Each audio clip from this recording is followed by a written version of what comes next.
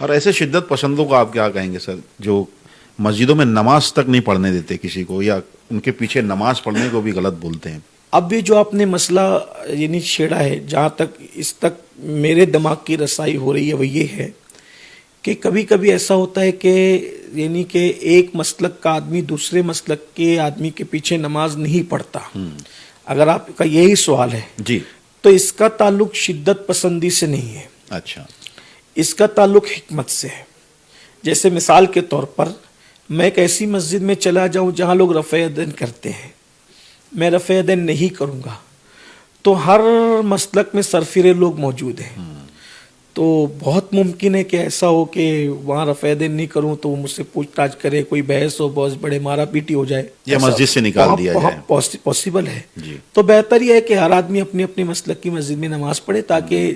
مغز ماری نہ ہو، جھنجٹ نہ ہو، ہماری وجہ سے کسی کو پریشانی اختلاف نہ ہو۔ ہاں جی ہاں۔ اور یوں بھی جو جیسے جس مسلک سے میرا تعلق ہے اہل سنت و جماعت سے، جی، ہمارے بزرگوں کا یہ کہنا ہی ہے کہ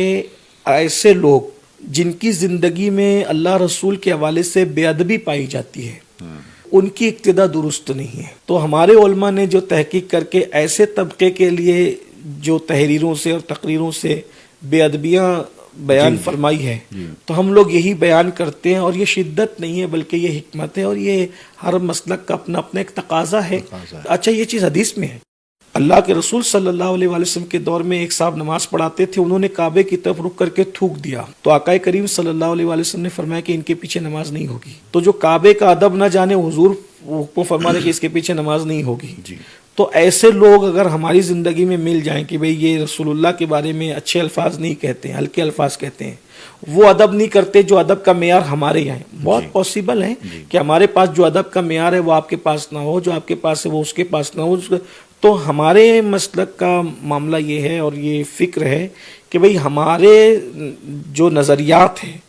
تو اس نظریات کے آئینے کے اندر اگر کوئی ہمیں رسول اللہ کا باادب نظر نہیں آتا تو ہم کہتے ہیں کہ اس کے پیچھے نماز نہیں ہوگی۔ یہ چیز ہے، ضروریات دین کے منکر کے پیچھے نماز نہیں ہوگی۔ تو یہ بیان کرنا یہ شدت نہیں ہے۔ شدت سے مراد یہ ہے کہ مارو پیٹو، جھگڑا کرو اور کسی کی گنجائش نہ ہو، تلوار کے زور پر اپنی بات منواؤ، تو یہ نہیں۔ جب انبیاء کو کہہ دیا گیا وما علینا الا البلاغ،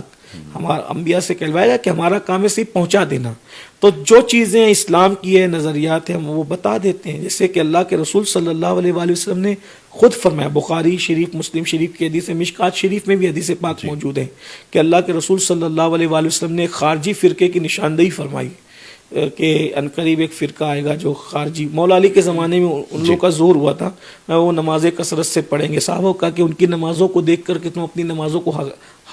ہلکا سمجھو گے، وہ تلاوت بہت کریں گے لیکن تلاوت ان کے حلق کے نیچے نہیں اترے گی، وغیرہ وغیرہ، وہ روزے بہت رکھیں گے، ان کے روزوں کو دیکھ کر تم اپنے روزوں کو کمتر سمجھو گے۔ تو لیکن پھر اللہ کے رسول علیہ السلام نے کہ اگر وہ بیمار پڑ جائے تو ان کو دیکھنے مت جانا، وہ مر جائے تو ان کے جنازوں میں شرکت نہیں کرنا، اور ان کے ساتھ نماز نہیں پڑھنا، ان کی نماز نہیں پڑھنا۔ یہ تو اللہ کے رسول علیہ السلام نے خود، حالانکہ وہ کلمہ پڑھتے تھے، لیکن چونکہ وہ لوگ متشددین میں سے تھے تو اللہ کے رسول علیہ السلام نے ان سے منع فرمایا۔ کبھی کبھی لوگوں کو ایسے لوگوں سے دور رکھنے میں حکمت یہ ہوتی ہے کہ بھئی آپ ان کے قریب نہ جاؤ، ورنہ کہیں ایسا نہ ہو کہ آپ ان کے قریب جاؤ گے تو آپ بھی بے ادب ہو جاؤ گے۔ یہ اس میں حکمت ہے، لیکن اس کا تعلق شدت سے نہیں، حکمت سے ہے۔